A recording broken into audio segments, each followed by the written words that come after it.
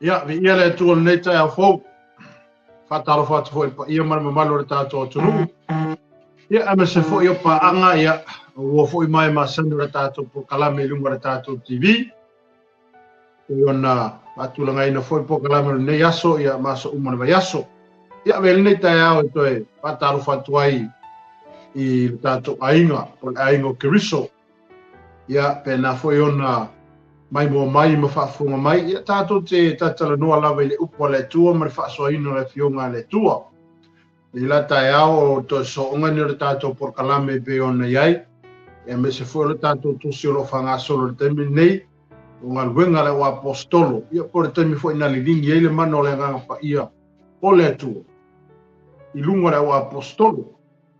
Nei la tae ao, ia, pena fo iona tātou boi le tosi tamo. Ia ona amata foi lor tato por kalame nei tai au tama mato wal au ia oi talo lau fio tai au nei mato wal watu nga pa ia so son mai ma foi mata au por mato tano no ino ma faso ino mo lo watunu ia tapu ina ilo mato wala au ona ia oi mo mato wala sa ili ia oi mo lo fingalo talo ia oi tamai nga luene nga luifu nga luatu ma ia fa ali ma ia te mato I me o mai au na mato faia mato tuina ta ia oe le yaso mo mato fufuanga be se foi le neva yaso le ali ia fa pena no awe me pe o ia te mato manu ia me o mato te iai mato te talo fa muia fa fonga lo watunu muia le ala leo mato to ma muia o ona lo mato tua ale vi inga foi ia te ono lo sua fa Yesu amene lo tato ia pe tato mtau po lima le tato mtau po lima le sa tato te tala no le yaso talwai ina ua ile ofa po le mea alofa le urunga li ile na tuina I tono le kalesia po tono la apostolo ina wala ofa le fanua ave faile nga ruenga po le tuina atu le ato to le tau le fanua fa pe na ona patino ina ai nga ruenga la apostolo ima nga ruenga le kalesia pe ya le o mana fa metatalat fo ile ya oile vai atu taluai ile mo meo le tangata e ofo fo ile e ofo semea ala manga o ofo e foronga manga o ku amen haleluya pe yor tato mta upuna sa tato tano no inde le vai aso taluai a wa e ofo lo semea ile tu avelo ona e tele polo misi si tangata pe po e polo misi se isi fo me e te polo misi anga ia ai o le tusi le nga luenga lo mata upo eli bar kami o makua I mafa le fa unga le tua I lunga le wa apostolo o fatu muina pele wa apostolo ile mano le nga pa ia ma tua I mawalunga ma o fa teleina le fa unga le tua I lunga le wa apostolo na ilo ai o me fa ali le nga pa ia le tua ia pe teru mai la to sai le mele tupu lunga li le o anania masafai ina wala o le tau le fanua ave umba ai ina wa maua le tau le fanua ia o tau pili si vaenga ai ave le si vaenga ai le o le mena na fai lumo o le tua ai ta eo ne o te fiata noi atu oe pe ona e per tunta upu le lima ina wa umba la ona walen tatu ngata mele tatu mta upu le temile ina wa mali liule ngali le I ma fa pena le una ave o teu talange I kalange farsa e fai ma fa manatu I tangata e fai ma fa manatu I tangata a o ko ka le ruko fa vai lunga ali ile e fai ma fa manga ku ya ke ilako le lunga ali le sa e le pelo tangata sa pelo ile nga pa ia amen ono le temi nga lua le mano le nga pa ia le tu e te tau ona tato pa te tema ia tato mata I tuina ono le temi nga lua le mano le nga pa ia le tu ai ele ai se me fa pena ona tu luma o le tua pe ona lua le mano le nga pa ia ele wo ai me o fa ali e le nga pa ia pe teru ma le so mai la to sa ia le ungari le sa fa pe le ungari le sa o folo la fanua mo le nga luenga le tu amen ai no fa pena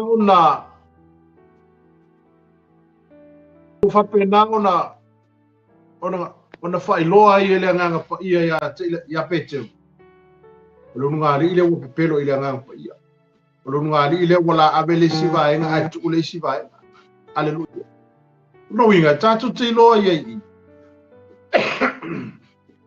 ole tu ole tatu onne ole tu e mana malama me uma ole tu na te sila fia me uma ole tu na te sila fia lo tu nai ya malo tu nai lo no nai ma ufufuanga me uma o ia na te sila fia me uma ya te tatu aleluia aina wa uma papena ona teule ngari ile italangi farsal amen asisila le fai poe we pasuma le rua fai mai ua faia e lima le au apostolo fai longa ma va venga e tele iluma o le lu sai le fa paolonga Solomon fo ila to umalava ma le loto ngatas a o iai a o isi tangata ua le ai so la to ua fa amaro sia e fa atasi mai la to a ua vi ia i la to ele nu ua tili ai on fa o popo ina i le li ie na fa tutua o tau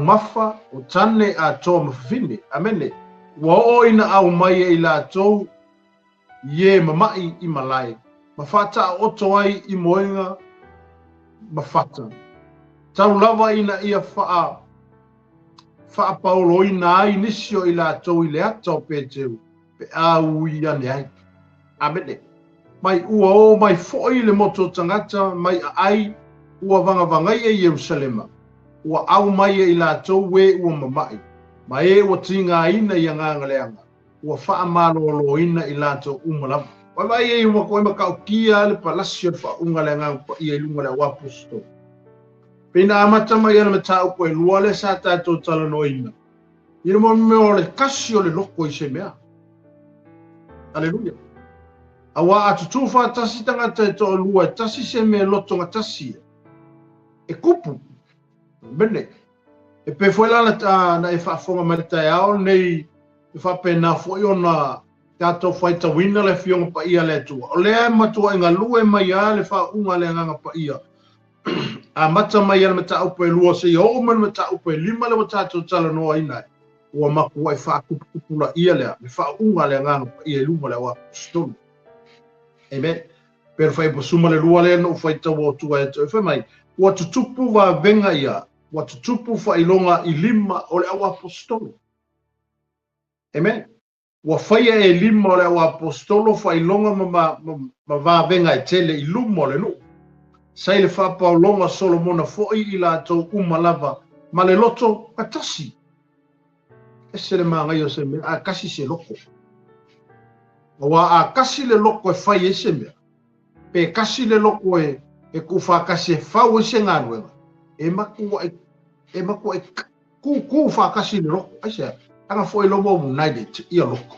lobo au mai le loko le si mai le loko le si ku kusa le mele au mai le loko le si ai ese loko e fa o ese me e fiwa ka mo fai ese anga foi ele kusa uma loto ona foi ese uma fina ngalo tangata aleluia a ole mele o fa tu pole nganga pa i le apostolo termino ngalwenga le apostolo ina wale lingi le nganga pa ele ya ma se loko se apostolo ma ise amen ma foi sia anga sai ai uma ilunga yo na o uma le apostolo fa karikali le fio i fole nganga pa i lunga ya tenga to amen le foi la wa o mo mata o po lima le wale ngata ina fa ilo i lunga ali ile le mesi se wo fai vai ia mo ki on mer o se me nga e ta do te no fo ma fo le ele ai se me ga ki ele faria aleluia wa foi me ta to te faia ile tua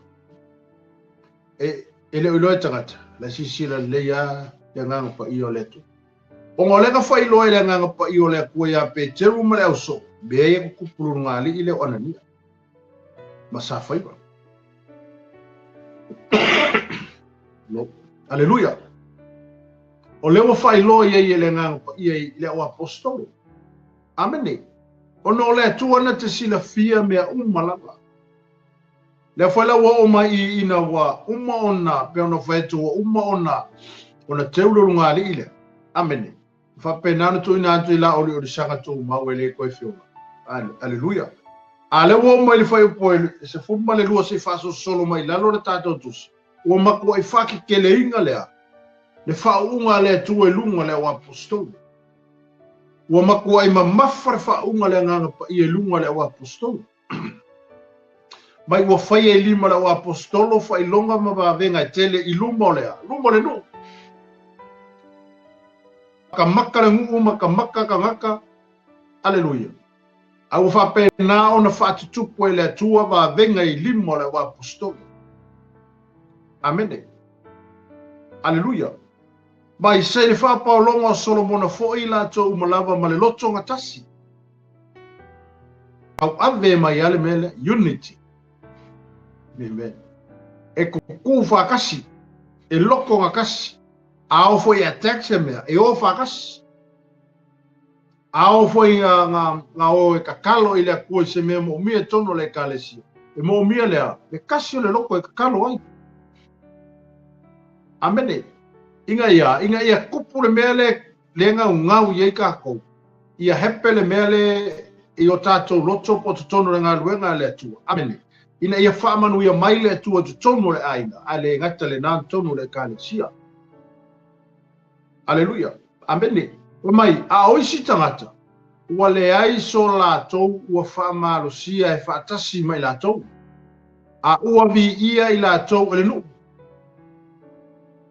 Ua maka o ngā brace le au so ele nu.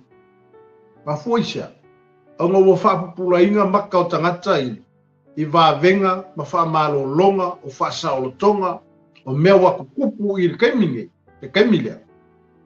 Ina ua maku wa ililingi le whaunga le nganga pa ia o le tua i lunga le apostolo. Aleluia. Wa mena le whai upoe sumar wha. Ua tili ei o na whaupopo i le ali i e ua whaatua. O tau mafa o tane atoa mawhawhine. Wane ngakala inga whaupopo ka ngaka i kongo le aingo le whaatua. Amen. Au whaupopo koe mā, wakau mafa, o mea ai, o a mea o fō inga, ai sea, o no leo wanga lua le mana o le nganga pa ia o le tua tangata. Aleluia. E le ngata ua whaupopo, amene, e le ngata ino whaupopo tangata i le li, tangata ua whaatutua. Aleluia. Au whaupopo koe ma le tamau a inga tonu le kālesia. Au whaupopo koe fōi mā, makamano loa mawhinge kongo le kālesia. O tangata ua whaupopo e tono le kālesia, ma fuisia. E le kei hepen mele, e ma fuanga hepen o ngea. E iailo na mafuanga, o ua pupula tangata i wawenga. O whamatamata e le atua tangata nei i wawenga. Aleluia. Pesa tato, pesa tato ia i le tusi, i le amatanga le tusi. Wa kupu le mele, ma ua makua whaki ke le inga le whaunga le, ma fua mai whea. Ona ua tasi loto. Matua e ngā lulua e lau apostolo i le mataupu o whapenao na lato ngā lulua e. Ma whapenao na tuli roa ina le lato nau pole mea a ngā iei le lato whamalos. Ona ua matua i a li lingi ale whaunga le ngāpa i o le tue lunga i a te lato. Le ngata lau whaupopo tangata i tono le kālesia. Amen. Aua whaupopo ai ma le tamau a inga i tono le kālesia. Fua i kaka. Onga wa. Onga makua e tia le nganga pa ia loko ka ngaka i fua. Aleluia. E whapena fo i o e te au nei le te mai mo mai. A o i whetalai le nganga pa i o le tue ato. A o ngā lilingi le mano le nganga pa i o le tue ato. Le ase me o whetalai ato le nganga pa i o le tue ki o ke ave. Ave, ke ave a. Ele kau whakaua ngā winga oi. Aisea, o ngā whai o le ua makua ngā lue ale nganga pa i o le tue ko kongo lolo. Ele kau lakulasi se kau whamalosi o e fōa e mese mea mo i ko kongo le ka le sia po ai se ka ngaka ua e manga e fōa i. O ngā ua whai lo atu e le nganga pa i o le tue i ate oi. Ma ua matua i ngā lue ale mano le nganga pa i o le tue i ate i tātou. E whape ngā o ngai fōa i e. Amen. A tātou wharongo longo la ma te tai a tātou i le awala po le meolo whasino mai le nganga pa ia ngā i e kako. Amen. e whapenga o ngā kupu mea ngai lolo. Pēne whafonga le tusi tai au ne. E le ngata una o whapopo tangata te tono le ekalesia. Whapopo ma le tamau a inga te tono le ekalesia. A o makuai o mai aka ngake kongo le ekalesia. Ona o whapupula ina o lato mata i mea wala o malako wa aia ko iei uhepe. Walako ki kilo aku i whailonga, walako ki kilo aku i wavenga kupu i limo na wa apostolo. Ia la apostolo ngai mana mata upo e tolu, elen tātou whaitawi. Ia ngā lako whai mai ei, ia pe kelu mai yongi o kangaka ele ia o oi. Ma meo tangata ele ia o inga e pau ale mea ngā lako mori mawinga, o ka haka ngā whiwa i mai Yesu. Amen. E peina e pei fo i o nā watu ia tātou tusi ma le tātou mata upu. E lea wa ai le tuapo le ale ko ai ngā mea ngai ei oi. Po le arko ai ngā kulanga le ei tātou. Ai sila le atua i le mea ngai ka oko ai lo loko i ake ia. Aleluia. A ola ina ngalua mai le nganga pa i o le atua e whaatanga le tangata le tawaloa le nganga pa ia. E lifi le akua lua. O le ala lau whakau waa malo whakau waa. Ai ao nge kako whaatanga ina le mana o le nganga pa i o le atua. E whao ngā o e le atua. E whao ngā ina o e le atua. E le whailonga tangata le li. Amene, vai so nei o tangata e mafuka i le sami yaso uma, le upenga. Ai vai le mele wa tupu te tono na ngā luenga le o aposkolo, ua maku wa i wa ai uma whaape i baka o kangaka o le lalolangi. Ma foisia, sila le akua i le, sila Yesu i ka minga sau ko kofi o ngaso, i le mele kongolongolo. Amene. Aleluia. Vai lan fa suma le lima fa mai. Ua o ina au mai e la tou ye mamai i malai. Mafata o toi i moinga. Mafata. Tau lava ina ia faa paulo ina ai nisio i la tou i le ata o Peteru. Pe a uia ne ai. Ua o mai foi le motu o tangata mai ai. Ua vanga ia Yerusalema. Ua au mai e la tou e ua mamai mai o tinga ina i anganga leanga. Ua faa malolo ina i la tou umalava. Vai, kau kia a. Kau kia i alfa unga le lunga le o apostol. Vai wo ina au mai i la tou we mamai malai. A ka ngoa rola le kusin malai pe fa funga mai malai. Ia mo ko ke lea o ingol malai ing malai os fa kuta pus malai la kapi. Malai fe ka longa.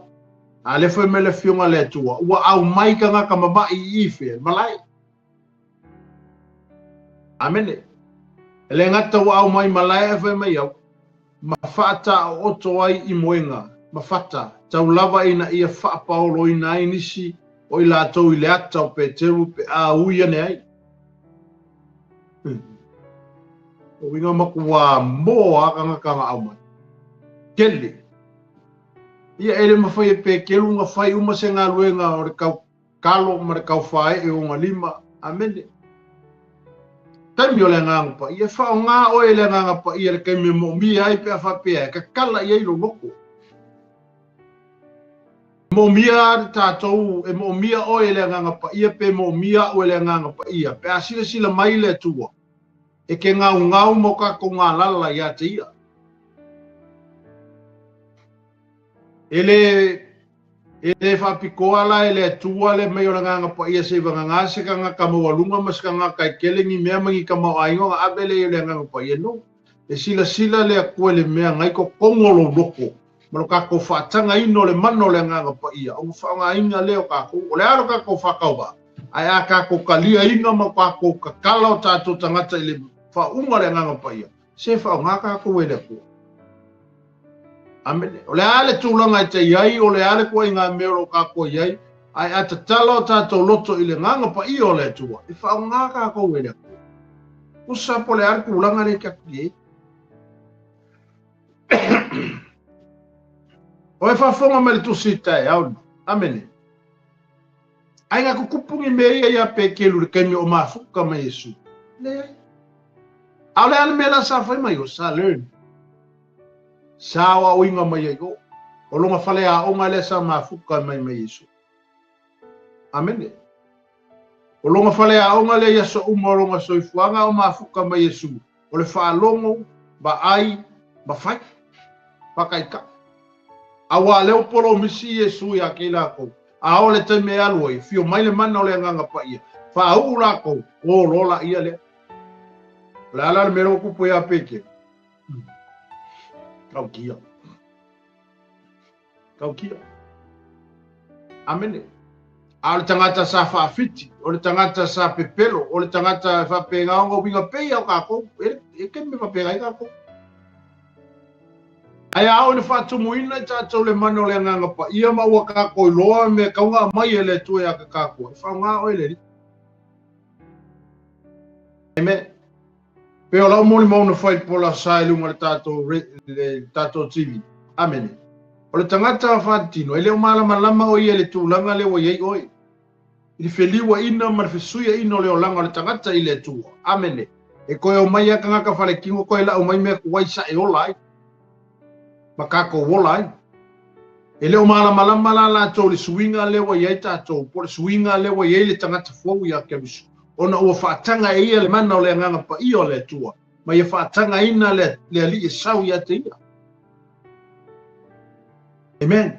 E leo koe mawhau la o ia i mea sa ola mai e le kaimi o longa soifuanga ma loo fo i o langa. O ngai a, sale i malama, sale i kalia e ia le tua. Sale i whaatanga ina e ia le nganga pa i o le li. A ino wheliwa ina ma whesuia ina le tangata i lona sa vali mai malona o langa sa ili i le tua. E aua wa i mai ale tua le tangata. Amene. E aua wa i mai le tua le tangata ma wha malama mai e le tua i o tātou loto me au na tātou whaia. Paula le mea tātou ia. Ka kala o kako loko, whaatanga le nganga pa i o le tua. E sau se ia, se sa ve o kako kangaka. Amene. Se sau le nganga pa i e su ele mele ka koe pe i o na tātou whale tonu mo tātou pa uso. Tātou te whaatanga ina la le nganga pa i o le tua. A ola ina tātou whaatanga ina le mamalu le ma le whaunga le nganga pa i o le ku o. Aleluia. E makua e whaunga inga oe e le tua e lona whinangata. Wai ni sau le whengenga fau lea ma oi e tusi le anga luenga le o apostolo. O ai ale muamua i. O pe kelua le sau ai. A oi whenga muamua i o. O pe kelu fo ia le sa. O pe kelu fo ia le ka o ka kor ka kai vavi. Ar foi mai a Yesu ia. O so pe ke.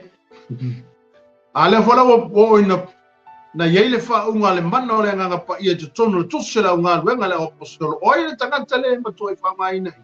O pe taru. Amene.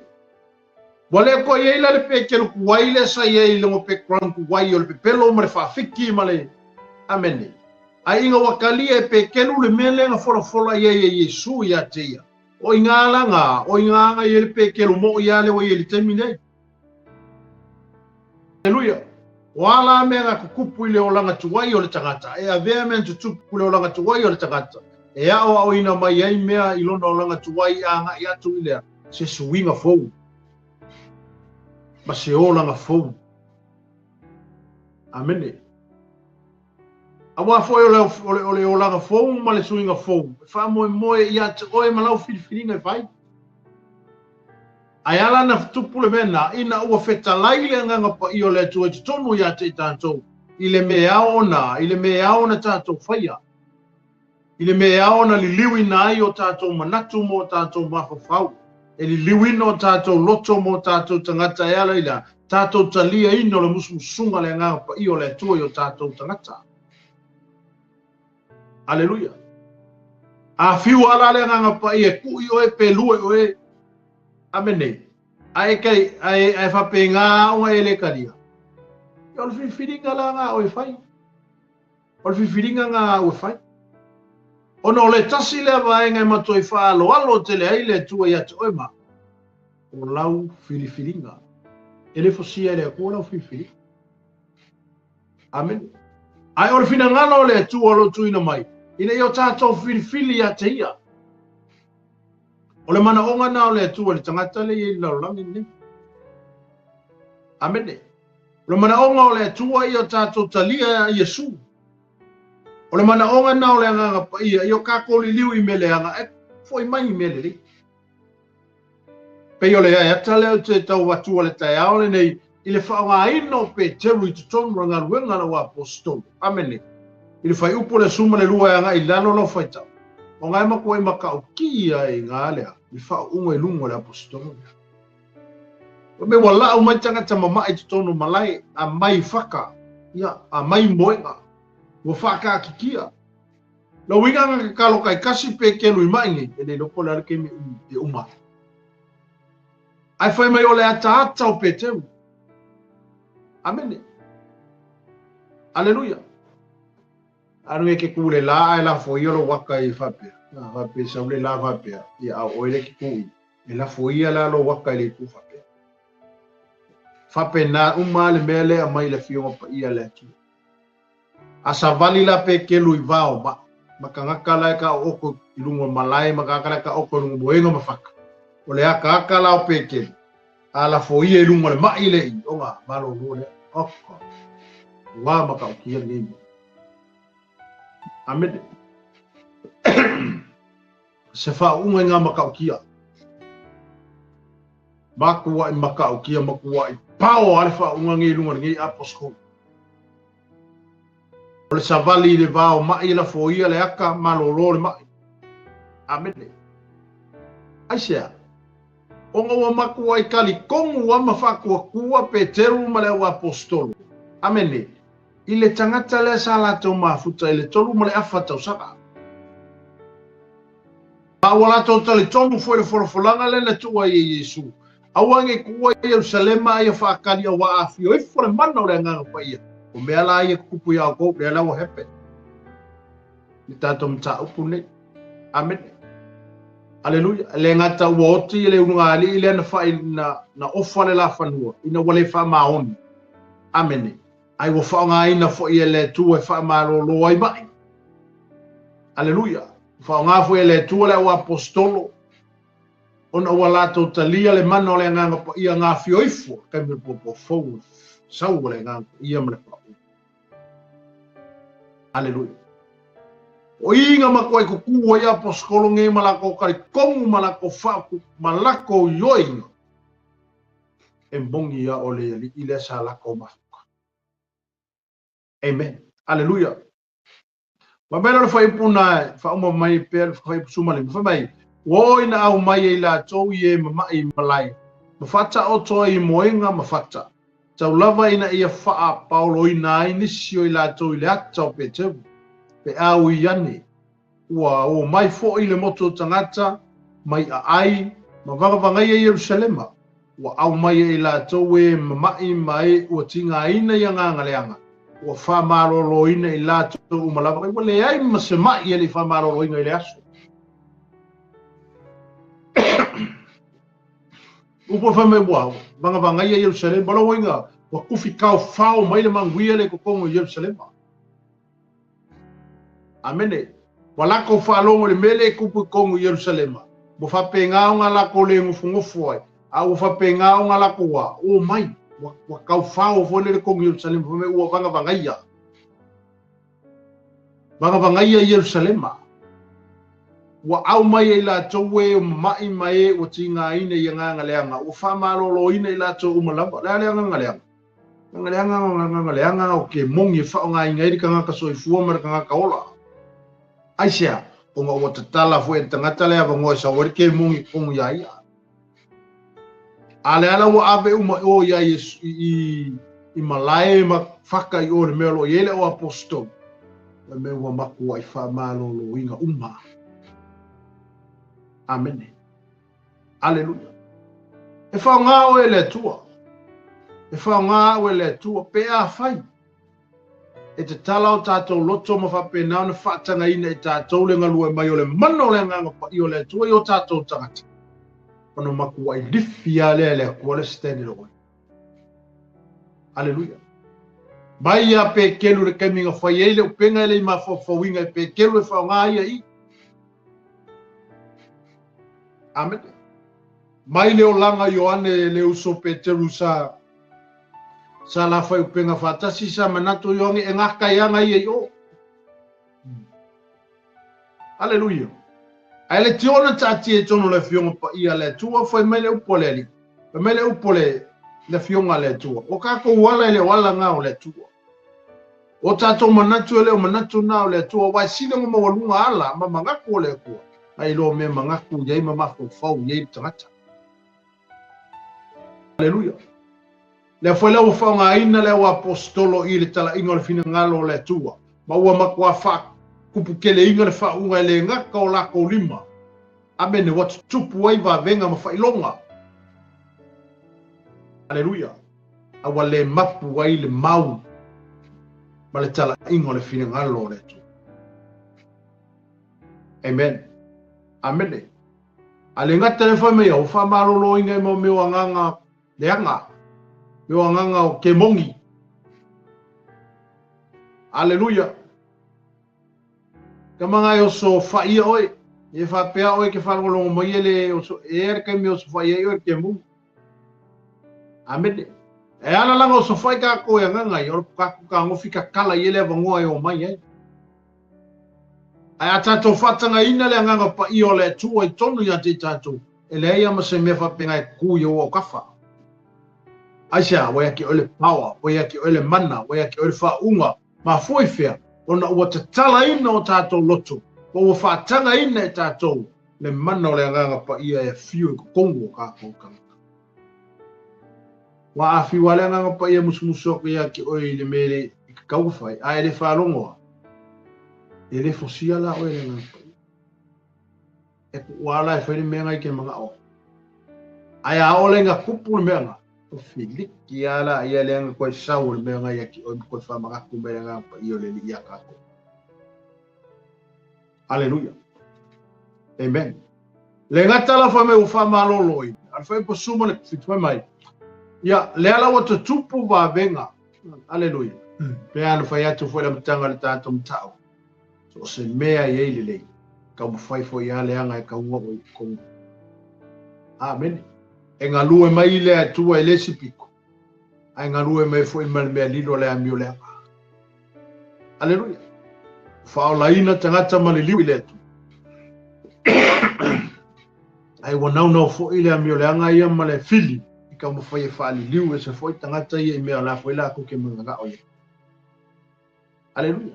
Ai whanau longo mai o e keu siano tae aone. Hallelujah. Ia e matala. Tato matala. Amen. Ni leo koe moe ngore ki Apollo. Aisha, wai lor ki Apollo pupu aso. Yo koe kea whaer ki Apollo lo ke siango malo mea ngai e ni. Pauan mea, ia e kuma. Walu ka Apollo mea kau koe suki a e whapenga e le koe ia seba ngoe kuar ki Apollo ngale baua oi, kuma. Amen.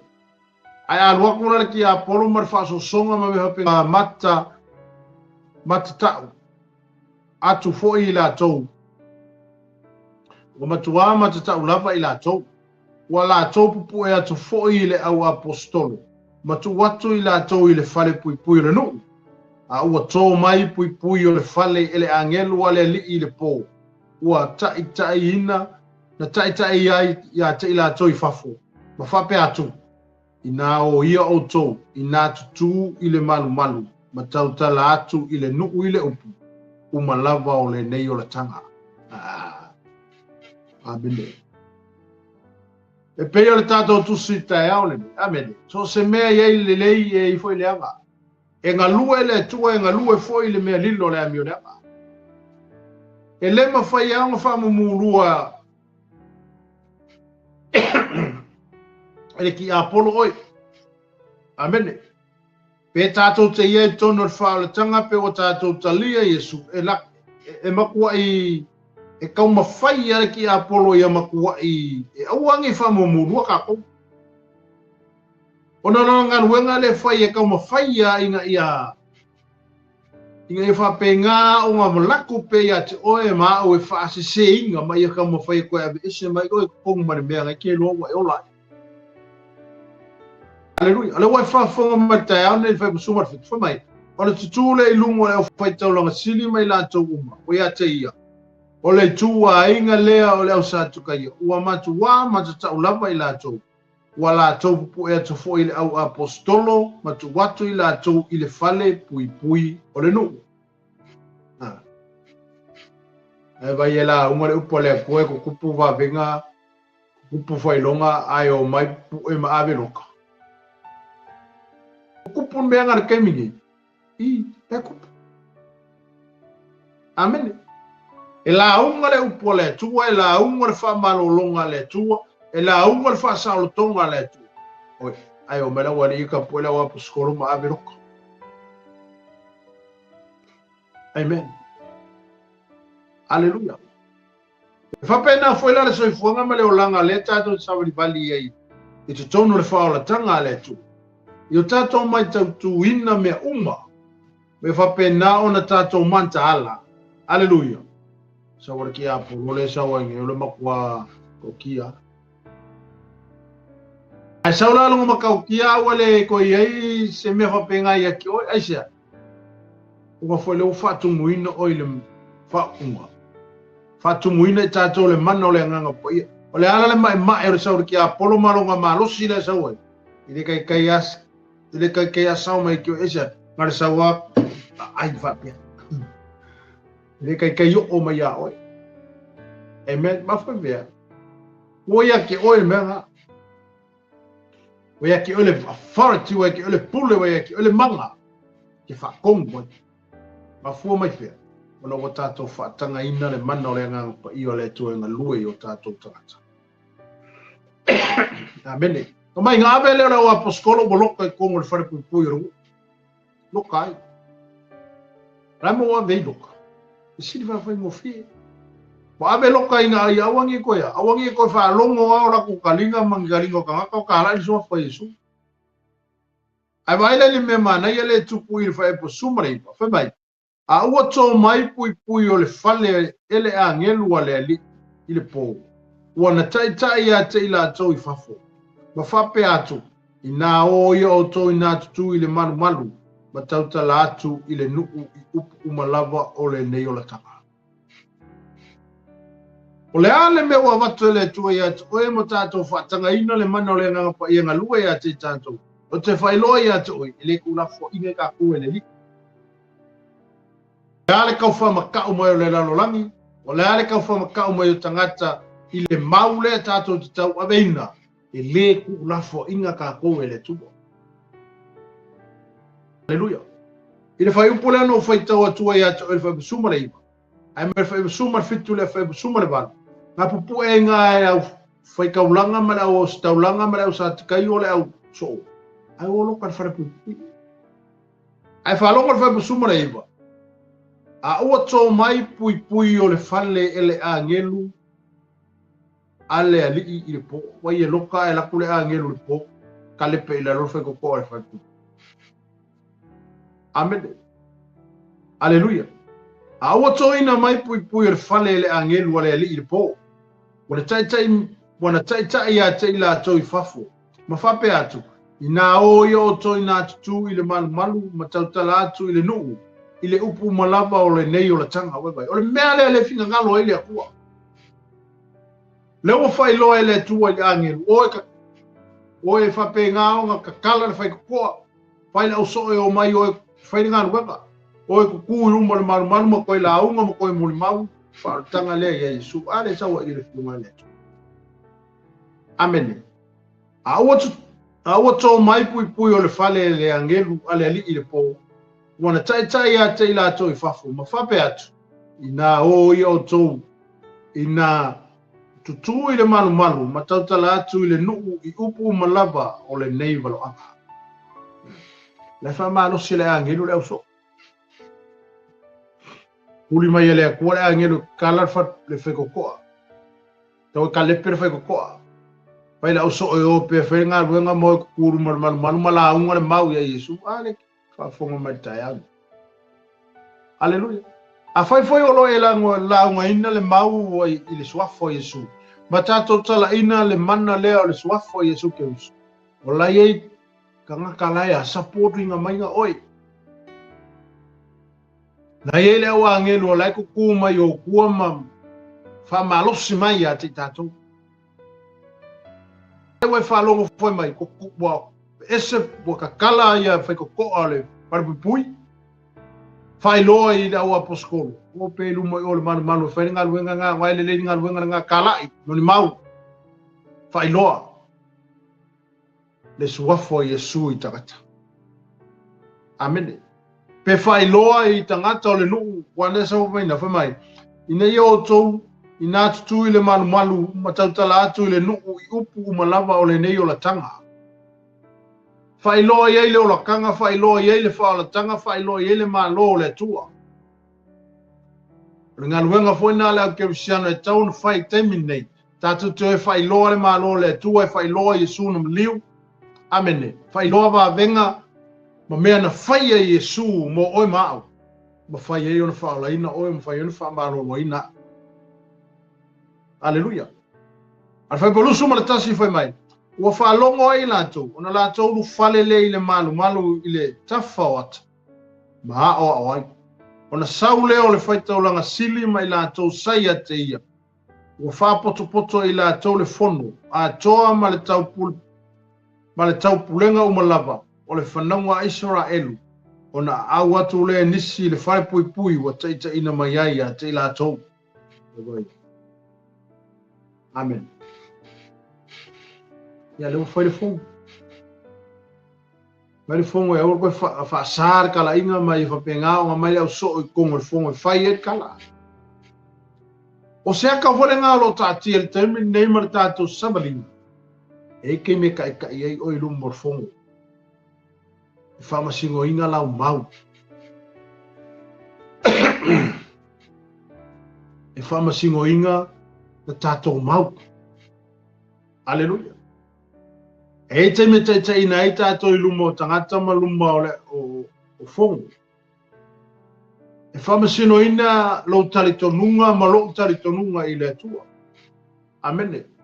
Leo e whafonga mai le upo le tua le tai aole. Ne whamai, ua whalongo i la tōna la tōnu whalele i le malu i le tafa o ata maua o ai.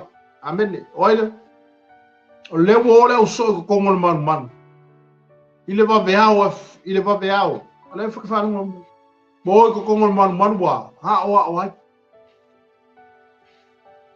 fa sa loko mai ele ko mai kongo fa pui le menga loka au mai lum fa polonga solo monga ela u ngai le upoletu ale wo o ngo ko kongo le man e a wa amede e a wa e kufa le fionga le tu e fa so le fionga le tu e fa ilo le sua fo Yesu tangata e olai. Amene. Aleluia. Pamela le vai puna lusu martas. Ua whalongo ai lātou. Ona lātou lu whalele i le malu i le tafa o ata maa o ai. Ona sau lea o le whaitaulanga sili. Malonga le whaiupu lea. Ona sau lea o le whaitaulanga sili mai lātou sai a te ia. Ua whapoto i lātou le fono. A toa ma taupulenga umalava o le whanaunga Israelu. Ona au atu le inisi le whare pui. E teita ina mai e lātou. Vai. Koe loka. O mga whaere whonga o whokoi o koe au mai ka kala mai. Abene. Lale mele ki onga whai me tu se tawe. Te seane me whanu nuainu ese. Ma maka whawainu ui mea lea ngā. E tutu mai e ki ke eako ni misia lea. Yo o mea re keimingi. Kua ke lea o aku muele kari kongu ya Isu. Amene. E le kari kongu suafa lea. Amen. E peno fai loa ia te oele tu se ngā luenga lo mita au koe luanga sa aile mana o le ngang pa ia o le tu pena le lingi ele mana o le ngang pa ia. Ale mita au mua le ngā luenga lea hoena o tala noa ia te oe. E fai le whetalenga Yesu au wale tu ua Yerusalema e lima se lau le leia tātang whaana kolo wai. Ai o mani mita au koe lua. Ina wale lingi le mana o le ngang pa ia. E kaungu umaila le mana o le ngang pa ia lunga le whiawhi o pito lunga. Ko se lau o furu kangaka le koe ai alfi sili la. O fele si ko akor se lau manus. Amen. O le mea ngā le tupu le lalolangi li temi le nei. Le tōtelo tangata la tu te le tali tonu ina le mana o le ngang pa ia. Aisa angai mafua ma i. Le tusi le lua le ngā lue. Amene. O le ala fo ina o whawhaing tāo tala inga ma le mea lo e mori mawina le temi le nei. Ona oisi ngā tali tonu ngalo i le temi le nei. Ile aisia ngang pa ia. Mafua mai fea. Anga sa la ko le whaakalia le ngang pa ia i. E a fia e la kore se lau wanu sifunu ha. Amen. A oe leo e tali tonu mai whātua tua i le mana o le ngang pa ia. Amen. Whaamumu le la mepa. Amen. Tu ilunga lau la mepa ma whaamumu. Whaasusuru, whailoa. Mai lewa mori mawatu le suafo Yesua i le kariko. No mingo tangata nei le kariko le ngang pa ia. O ka ngang o ese mai kuru se lau wanu sifunu le whakala i Yesu le lima se lau. Wa lima se lau kaka. A oe le mo e whaafunga mai mo mai le tai au le nei. E ao na e whaatanga ina le nganga pa i o le tonu i atu. E te tali tonu mai whamaoni mai whaatutua ia. Whaia le nganga pa i o mea umai hape ngā awa kako. Tu ina atu i atu ia. Aleluia. Amene. Mai wale ngata ina o whapotopoto i la atou le fono. A toa matapulenga o malava a whanonga Israel. Ona awa tule nisi i whai pui pui. E teita ina mai i la tau. Wo atu au auna wala tau le maua i a te i la tau i whai pui pui. Ona toe fo i mai ai lea matala mai. Ha ha. E lana me banga i ele. E kele o wawenga i whai ele tua leo aposto. Makaulia langa. Le kaimi lenga o leo aposto. Amen. Wa mai lea. Ave leo aposkolo ku kongo whai pui pui. Ai o le posa o le angeru kakala fai ko le far pui pui. Ko ole le wa poskolo i ole malu to e fai e foi le sauninga le ole la ngai no le upo Yesu. Ai vai fa longo mai le tala tai ole ne. O mai u fa poko le mu. Ma fe aula i e o mai le ia i la so le ngalo ai o ku mai o. Le inisio ye. Amen. Ma foi la fa mai. Ona saule ole fai taulanga sili mai la to se ia te ia. O whapoto i la tau le whono a toa matau kulenga umalawa le whanonga Israelu. A awa tu le inisi le whare pui pui e tai mai a te i la tau. E pue lua. Wo atu au auna wa la tau le maua i a te i la tau i le whare pui pui. Ona toi fo i mai ai lea ma le tala mai. Nga mumoyo la iei a aposkolo kongo e whare pui pui e wheala er kai ao e haku wale inisi. O le makau kia ngā o le akua le ki au umai. Whai wā venga nā o le atua le tātou te tonu iai. Una sila fia e le atua. Me o le ao o le tangata kerusiango. E sefe le akua liska. E ave ese le akua oi mai le mea e sila fia e le akua e ke o ngā whai ngai. Amen. O mea le whai polusu ma le tonu. Ua whapea mai, na mātou i loa le whale ua pui pui ma ua mausali lava. Ma leo o tutu i whafo i lumo o whai tutua. Ua mātou tō atu, a ua le maua i mātou si tasi i tutonu. Ai whalongo rai. Mausali le whale, le eise me o whale kongu, kuku e mskura aki, kuku e ma leo la ke leo inga le whale pui pui. Ale me le wa hepeni. O le ale malosi o le tangata. O le a foi le poto ma le ata mai o le tangata. Ai ao ina ngalue le atua. Le aia se ku i rumo le atua. E kane whakaungo i ngai fufuanga ma plan na le atua. Le wai whalongo mai kai aore ngei i le au mainga le awa posko. Nga o loka i le po. Amen. Nga o loka wai e malamaku kai awa le ingisi. A le ke whalongo me le fiongo pa ia le tua le tae au. Mai, na mato i loa le whale ua pui pui. Ua mua, pui pui. Lua, ma ua mausari lava. Tolu, o leo atu i whafo i lumo whai tutoa. Ua mātou tō atu, a ua le maua i mātou si tasi tutonu. E ale mā losi o le kakaka. O le a fo ilo ma poko o ma le mea o ia. ai ao en whaapongisaina le tua le tangata manus. Ma le tangata lo whapengau ka mo whai pia e whapena pia ona ia tau mawhai ma pato ila loina lau ke risiano ma tangata o whaongaina le tua. E se feo ele ako. Amen. E pui tātou ele tua. E whalongo mare upo ale tua tai ame. Ko far pui. Sa wale ko fa pungsa uma ko maka ora skula ki le ngai mai por au le. Kala mar fa ko far pui. Fai mar fa ko ngora o skolo ko fo Jerusalem o ko fo i or man o ko la umare upu mar mau ya Yesu. Wale nga kale nga folo fa wale wa fa funga mai nga o ko ngola. O fa sa. Amen. E por sumar fa mai. Ua whaalongo I nei upu le whao taulanga. Ma le tai o le au o le malu. A toa ma le au taulanga sili.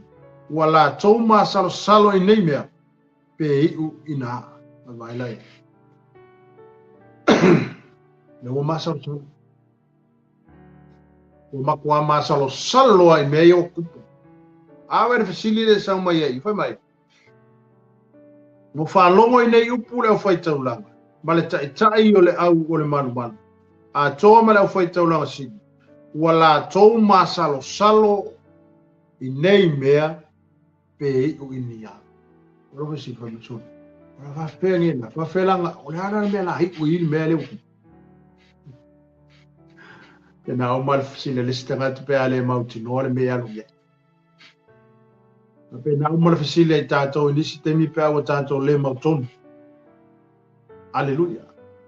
Ale o fetalai le tua le tai au nei po le wanga lua le mana o le nganga pa I lunga le wa apostol. Tātou te mo mia fo I le ngalua le mana o le nganga pa I lunga ia te tātou. Aleluia. Ma me fifa ngai na yo ka kala lo loko I le akua. Amen. Ma fo me fifa ngai na I tātou. Te tala o tātou loto se I ngalua mai le nganga pa ia. Ma sei fetalai mai le nganga pa ia ia ka koi me ao na tātou whaia. Aleluia. Ma mena fai polusu ma le tōru. Ua whape mai, na mātoi lo le whale ua pui ma ua mausali lava. Ma leo o tutu I whafo I lumo le whai tutoa. Ua mātou tō atu ua le maua I mātou. Se tasi I tutomu. Le amasi se maua. Kongo le whale pui. Amen. E polusu ma le whafa mai. Ua whalonga I nei upu le au whai taulanga ma le taitai o le au le manualu. A tō ma le whai taulanga sili. Ua la tau ma salo I nei mea. Pe tō mingia. O malora le malua au ma salo. Amen. Na o ma salo I o ai la a kua I mea ngi. O ai ai o I mea I o kup. Wal o le winga ngā le sili. Aleluia. Pe I winia. Na la le mea la whai o I mea le. O ai la ai o I mea le. Amen. Mera whai po suma le lima. O na saule o le tasi matala mai a te ila tō whapea mai whauta. O tangata sa o tōtu I le whare pui. O loo I le manu I lato, o tutu ma o atu I le nuu. O na alu ai leo le taitai o le au, o ia au auna. Ua taitai mai a te lato, ai le whaia ma se whaa ma losi. Awa ua whiwhiwhi I lato I le nuu, ina ne I whetongi I lato I maa. Amen. Sao le skaka whai lale le awa inga ngale o puskolo lai mo ni maunu ma le manu. A whai me ngā olo le ye kanga kai au mai, a whai me ia, e le I whaia wha manos. Ai sea, pe walako la ngonga inga se meo le a kupu ia lako. Lako ke le whaia wha malosi pe ngā ako kai whai wha malosi mai le awa puskolo. A sawa ina whai mai, o na alu leo le taitai o le au, o ia ma au ona, ua taitai mai a te ilatou, a e le I whaia ma le wha malosi. Le whaia ma le wha malosi. Amen. Winga ngā wako ai oro, winga le ale mea e kupu yo, ele fosia mai la kole o apostolo, no winga, la e alu ala tala inga le o apostolo. Ma foi sia, o foi lo wafefe, fai mai a wa wafefe I la tau le no, ina ne fetongi I la tau maa. Vai, Asia. Ang foi o kari kongu le ngu mali liu mana ngu kala ingale. Wala ko fa lo ngakor kala ingale o la yo le tala ingale fa malo lu wa yo le tala ingale tutu poi va venga. Amen. Ele fa malo sia la tangata yang papenga nga ave au vai ka lo sidi o e o mai la so. Ele fo sia la so o mai. E tu wala fe kali o so pe fi sau pe de fi sau. A le mea lai na wai le so. Ina e fa tau nuina le mea lai na au mai le agelu le po. Ea. Kana. Mo mau. Kau kala le fionga le tu. Amen. Aleluia. Fa mai. Wala tau tai mai a tai la tau. Ona tu watu wai le ilumo le fon. Ona sili mai le ale o fai tau langa sili a tai la tau. O fape mai. Pena ma tau le ma tu wa fai atu ea ia o tau ia so ia le toi a wa o le naigo. Auta foi. O tau fa atumu Yerusalema ila o tau mata upu. Ma o tau fia fa o mai ilunga ia te mantou le toto le nantangata. Amene. Amene. Vai por sumar fitu foi mai. Wala tota tai mai a te ilato ona tu watu wai lea iluma o le fono ona fesili mai lea o le faita longa sili a te ilato. O fape mai. Pena ma tole ma tu fai atu e ia o tu ia so ia. E toia wa o ile naingoa. Pa auta foi. O tau fa tumu Yerusalema. Ila o tau mata upu. Ma o tau fia fa o mai ilunga. Ma o tau fia fa o mai ilunga ia te matou. Le toto le ngantangata. Amen e vai. Le foko e avela wa poskolo i lumo le fongo ma mea o whapenga wham singo i ngai. E whalongo i e whai me whai atu whai taulanga sini. Ngā mako le whai aku e aki o e so ia. Alongo le upu. Ma mea leo whai taulanga sini leo so. Ngā mato le whai atu e to so ia ko ke kala ia so ori suak pa leo iso. Amen. Mai o tumu i Yerusalem me maka upo au kou. Amen. Boleh tahu tala boleh kalau nguar kang kai leo mana malama. Amen. Tala no ale tangata leo mana malama ili mengalu wenga le la apostolo lo fatino ini. Ngole fai ngalu wenga le apostolo, le au apostolo. Ono le lato tali tonunga mo le lato manato. O mea ia o umo fola Yesu o leo ka umu. Elea la sesiona o apostolo solumuria iesia o wala to lo lato tonunga. Mono lato fai unga o le alava le meo o iai lato le lato talai. O mali li o la o loko e whioki whana atua o na o le mau ia Yesu. Amene. Aleluia. Manato o se whapena fo i tātou le soifuanga me le olanga le nei tātou ti iai. Aleluia. Whatanga le nganga pa i o le kua ia tātou. Whatanga le musumusunga le nganga pa i o le tua i o tātou loto. Sei feta lai mai le tua, sei fai loa mai le tua.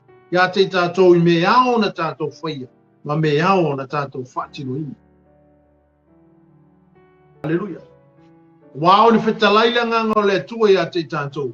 E ei mana na pui ngai lo soifua ma lo ola. E le tua no ina o e le tua. E le tua au no ina i tātou e le tua.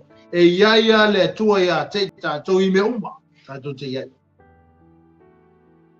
A whapena iei le o apostol, e iei fo ia te oi.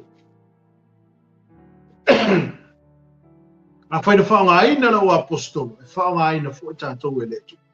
Pau wale me pisi sila i leo kua. Amen. Aleluia. Tala lo luto, te tala lo tangata, te tala o tātou langona i le tua. Se wha soa mai le tua, ma te saa mai le tua ia te tātou. Se fa tumu ina i tātou, se utu fia lo tātou ngā lala i le tu. Amene. Tātou whaatanga ina le ngalua mai nā o le tu i lo tātou tamata. Aleluia. A o le teme sa wai le nganga pa ia musu atu ia te oile me pai. Tue, pai. Aleluia. Ona, le ngata na whaaman wia ai le tua ia te tātou. Ai a vea a wale whaatuku te le ina i pēle whaunga le nganga pa ia. Lunga ia te tātou. Le a tātou te lia, mo tātou whaalongolongo atu.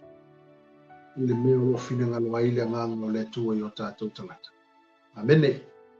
Nei la tai ao mara tātou whasoa le upua le tua o se tu whātuna i ata oe. o se whaasoa atu fo ina ia te oe le mei tai au. Ia te talalo loto i le tu.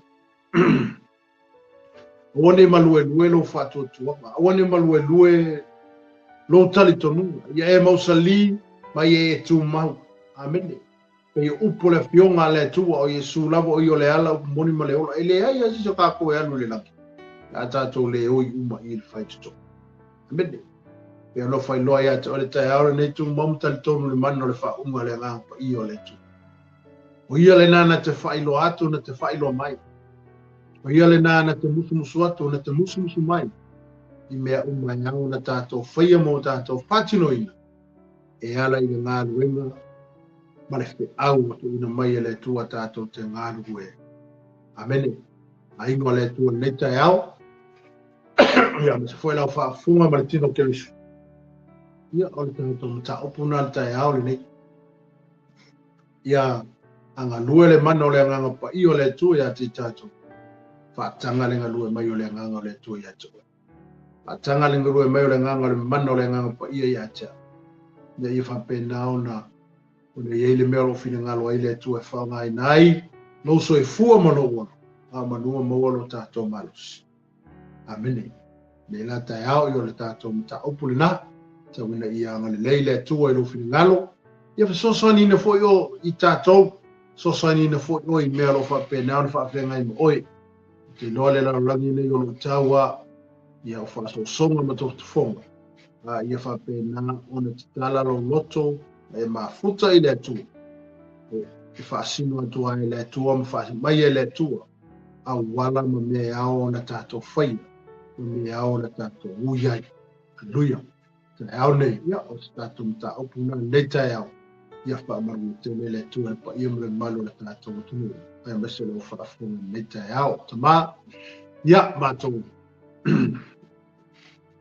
Ina tu ia te oe. Mwana mātou mta opuna nei tai ao mra wa whio pa ia. Ai te talo le atua lo mātou whatau ina pea mo mātou tātalo nuale le ie. Le tā ua oe e mese o le ngalue mai o le mano lo wanga pa ia teiteo tasi o mātou loto. I o mātou whaalongo longo ma le tutoa, i o mātou whaalongo longo ma le tua ma le manino.